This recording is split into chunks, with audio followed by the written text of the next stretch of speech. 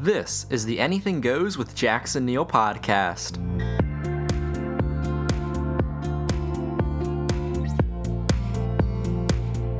Welcome back. I'm your host, Jackson Neill, here with episode number 113. Today, talking with rapper Kandy K about some of her latest music. But before we jump into that, I want to remind everyone that you can rate and subscribe to this podcast on all of your favorite platforms, including Apple Podcasts, Spotify, Stitcher, YouTube, SoundCloud, all of those places you can find this podcast. So most recently, Kandy released her single Plenty right towards the end of the summer, and a little bit before that, she released her EP Push. So, in this interview, we talk about both that single as well as that EP, and just all the other stuff she has planned now moving forward, because she's at this really kind of cool point in her career where things are starting to take off, and I see really, really big things for her. So it was a fun conversation to have, and here's my interview with Kandy K. Can you tell me a little bit about your latest track, Plenty? So I wanted to create a song that was dedicated to ambitious men. I don't feel like they get enough recognition. Obviously women as well, but this song was dedicated to all the men that have real jobs, work in the streets, that are entrepreneurs, whatever it is. Basically, like, I support it. I support male go-getters and all go-getters. And it's just saying that, like, I have a lot of male influences and ambitious men around me. And whatever I need from, like, men, basically, like, in regards to support, in regards to just support and love and, like, whatever it is, like, I got that male support, basically. Like, I have plenty of dudes around me. I have plenty of street love around me. I got all of that. So, yeah. That's an interesting concept. How did you come up with that, I guess? Honestly, I heard the beat, and I was just, like, I created a melody to it, like, freestyling, and then the na-na-na, na-na-na, na-na-na came in my head, and I was like, what could work with those lyrics? I mean, with that melody. And for some reason, that just popped in my head. I kind of thought back to the Destiny's Child Soldier record. I don't know if you remember that. A little bit. It's been a little while since I've listened to that, I will admit. Yeah, the hook goes, I need a soldier that ain't scared to stand up for me. Only carry big things, if you know what I mean. So I kind of got the concept and idea from that, and just kind of paying homage to, you know, I don't know if I could say this, but, like, you know, the D-boys, scammers, like, whatever it is that you do in the streets, like, you know, regardless, like, you're ambitious, and I don't feel like any hustle or job should be knocked. Like, that's just kind of where it came from. Yeah, just celebrating the overall idea of the ambition, the overall idea of going out there and supporting yourself. Exactly. And I find that interesting that the melody came first, because one thing I noticed listening to this track was how much I loved that melody, how kind of infectious that is. So I find that kind of interesting that was the first thing that really built this track. Thank you. Yeah, I kind of just freestyled that. I've been working on this new method of writing and creating records, and it usually starts with me just going in the studio, playing a brand new beat that I've probably never heard before, and then just kind of vibing to it. Mm-hmm. Yeah, because I could definitely tell on this song, the different part, it went very well from one part of the song, like the verse, maybe the bridge to the chorus. It just felt all very natural and had a very natural progression throughout it. Yeah, I've been finding that method of creating records is just the best method for me anyways. I feel like I create the best melodies that way. I can hear what I've just laid down on the mic, like, right away. I'll, like, play that back, and I can hear it. And I basically just do that a few times. I see what type of melodies come to my head, and then I select the melody, and then I write, or I'll freestyle. Okay, and you said this is a new process? Yeah, it's a new process. I've had a lot of big artists tell me this. I've had The Game tell me this, Tory Lanez, Flo Rida. I've had a lot of different artists, Greasy, like, tell me to do it, and I couldn't do it. Like, before, I felt uncomfortable doing that. I felt stupid everyone hearing what I'm mumbling, and it's not making sense to them, you know, but it's an idea in my head. So finally I started getting comfortable with the idea of being uncomfortable in that sense, and not really caring what people thought about the process, and just telling them to wait. Just be like, listen, like, just wait till I'm finished my humming and dumbing, and let me do that. And then once you hear the melody, let me know if you like it, because then I put words to it. And once people started to see my process, like strangers and people that I currently work with are like, oh, I like how you do that. And I'm like, yeah, I've had bigger people of a higher caliber tell me to do it, and I've just been stubborn to it. But finally, it's been working out. Now I created this song called Plenty. Yeah, it sounds awesome. And, you mentioned they're getting kind of comfortable with this kind of process. Well, your last EP was Push. And on that EP, was one of your first really big forays into hip hop. So I guess there was only a couple tracks, and now this is Plenty, your next track. How has that process been? I mean, I know you were a singer. Didn't you sing for a little while? And now you're getting more into rapping, right? So I've always been a rapper. I don't classify myself as a singer. I can sing, but I'm just careful when I use that term, because I'm a rapper, I sing, and I songwrite. I feel like the term singer is so sensitive, because I'm not a Whitney Houston, I'm not a Mariah Carey, I'm not an Alicia Keys, but I can sing. So with that being said, I've always been able to hold a note or two and create R&B records, but my strongest asset was always rapping. So with that being said, the influence of Push came from like real rap. It came from me trying to show my diversity and versatility on one project. So whether it was real rap with real lyrical content and storytelling, or it was just a fun, me just talking that talk, or me making a club record, or me making a love record or R&B record. Like, I wanted to combine all my styles of rap and a little bit of R&B on that, and basically give the people a chance to decide what they like best. Mm-hmm. Yeah, exactly. Like, kind of throw a little bit of everything into there and see what exactly is the best form for you. Exactly. And then from that, I had managed to build a few relationships, one of them including my producer, Yanni. I now work with him, and he kind of opened up my mind to the idea of creating more records with a bounce, records that are more now versus like the old school, like rap that you can't really bob to, but you kind of just listen to. So that's how the record Plenty came about, was us sitting down, me flying to LA, us sitting down, discussing what we want to achieve, and creating a goal, and just kind of playing around in the studio and seeing what comes from this new production and this new method of creating records. And yeah, Plenty just kind of came about. Shout out to Yanni, and shout out to Notch for the writing, and shout out to Gary. We created, at Millie Beats, we created like a really dope record. Mm-hmm. And there's so many more records that are very similar to Plenty that I think are just going to be out of here. Gotcha. So is that like what your current? So you mentioned how you're now going more towards this kind of current sound. Is that what you've been working on recently? Records more like Plenty? Similar, definitely similar. In regards to the bounce, like you can actually bob your head and move to that record. So I definitely want to make more feel-good records, and records that people can feel and vibe to. I want to create an atmosphere with my records. That's the goal. So. Yeah, certainly. And you talked about, combining these different kind of styles of rap, these different kind of styles of music into your own music.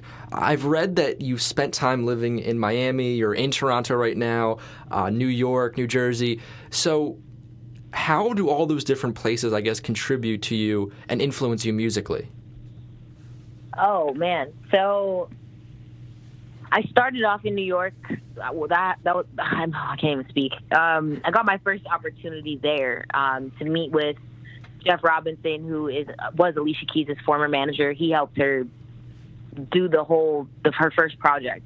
I Keep On Falling in Love, like that was her manager. So anyways, he hit me up from YouTube. I flew out there, and that was my first opportunity with rap, like with music in general, and having someone sit down and coach me with, here's how you're supposed to write your music. Here's how your delivery should be, X, Y, or Z. Here's how you properly create a record. Whereas I just kind of made music. I didn't know that there was actually like a method to the madness, or a formula, or a strategy, or that my voice should even be like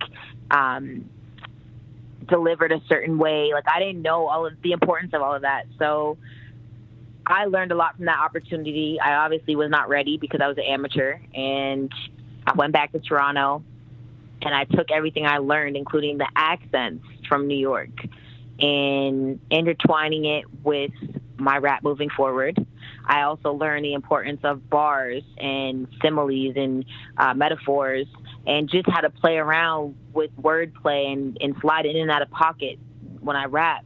Then when I moved to Miami, with my opportunity over there, I got a record deal with Flo Rida, and I sat down with so many different artists, from I can't even name all of them, Ball Greasy to Red Cafe to Fat Joe to Jeremiah. Like, I sat down with a lot of artists and had their input on my music as well, Ace Hood, and I just started intertwining again the Miami slang, because that was something that they would say, like, you're too proper. Like, coming from Canada, our slang is very different than Americans. So I was learning new slang out there, and not so much, I would say, an accent, but more so just the newest slang that I've never heard before.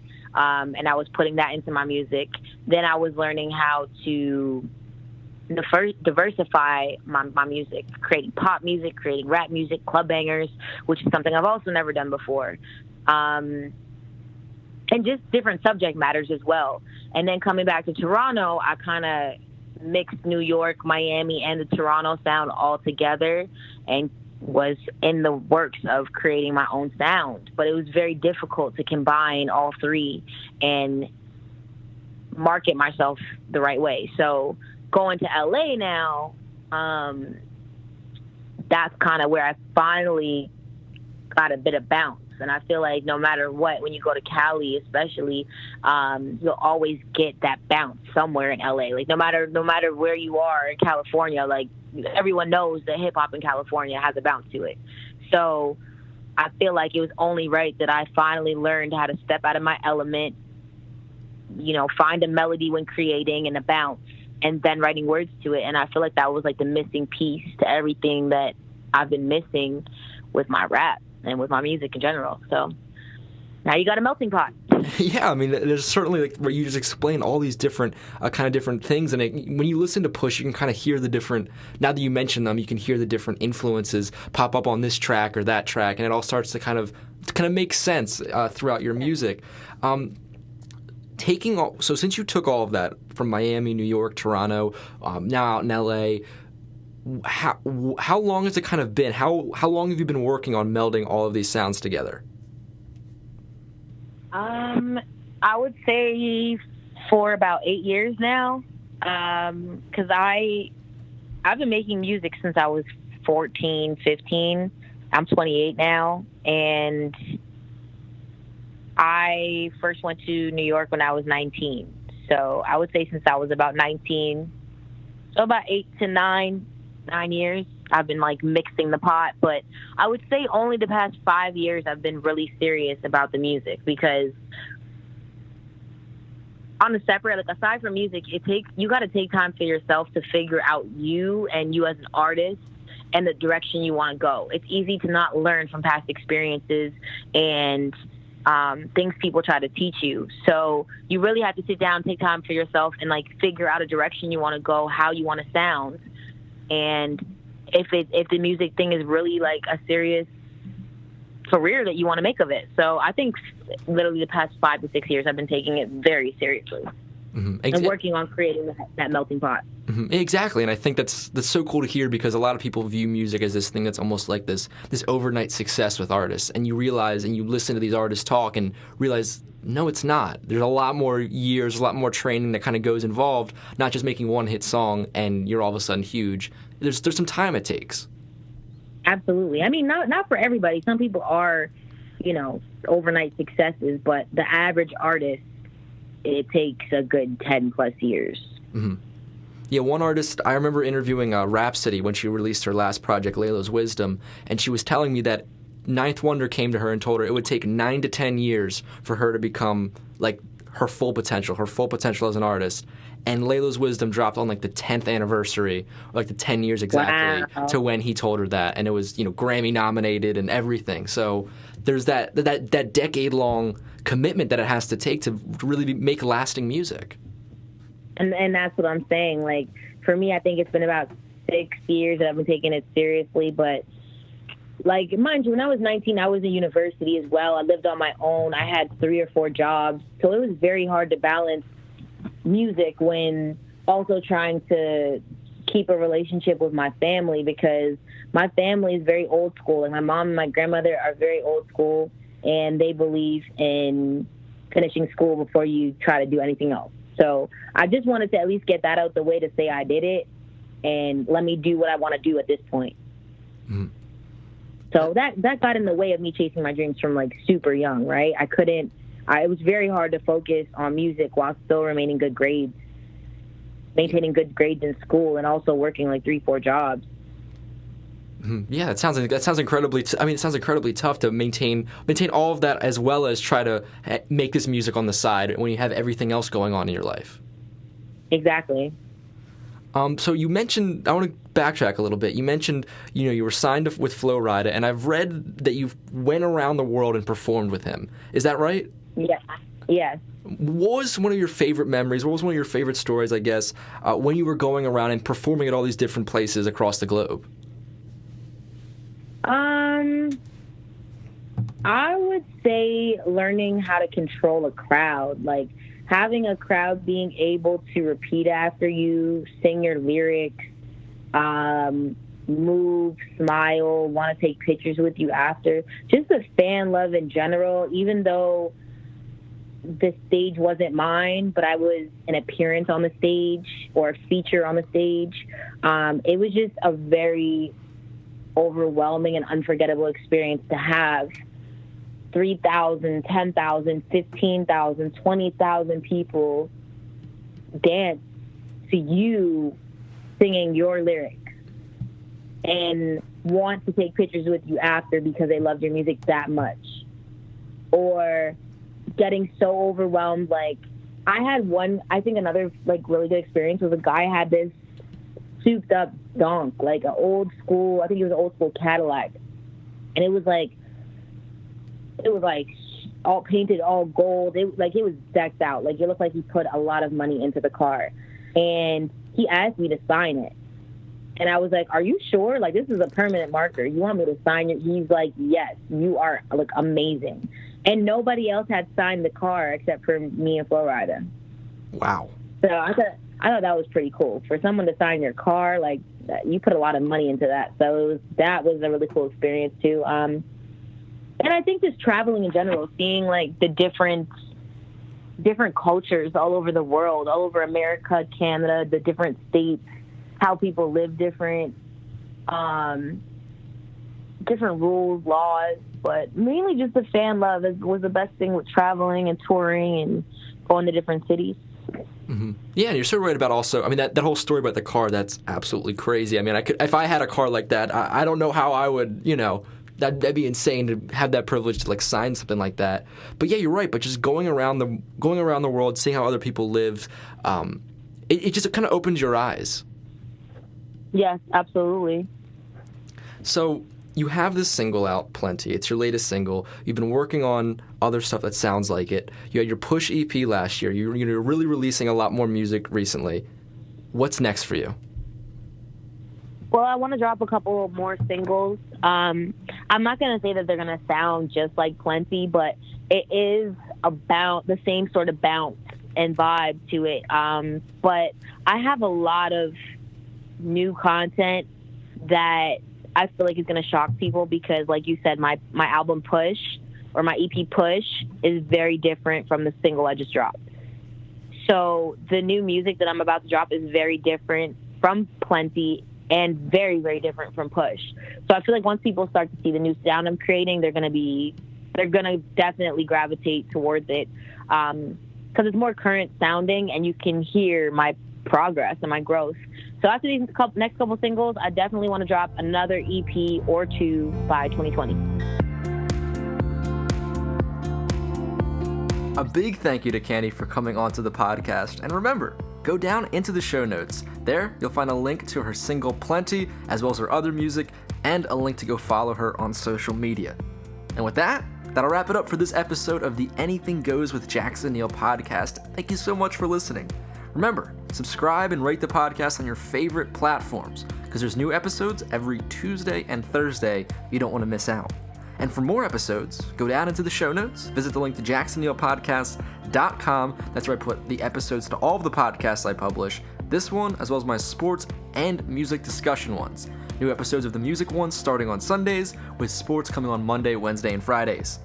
Now, if you're a really big fan of the show, and some of you are, I know, head over to Patreon and become a subscriber. There, for just a couple dollars a month, you can get access to cool bonus content, including from this very interview where I talked with Kandy about the music she's listening to right now, the Toronto Raptors, because she is from Toronto, and a whole lot of other stuff. So make sure to go down to the link in the show notes to check out the Patreon page. I write, record, produce these podcasts myself as a full-time college student, so any little bit of support really, really does go a long way. Now, if you want to stay up to date on everything I'm doing, all the podcasts I publish, you can follow me on Instagram and Twitter at JacksonNeill20. Today's music is by Analog by Nature with their song CDK Sunday. Thanks again for listening. I'll see you all next time.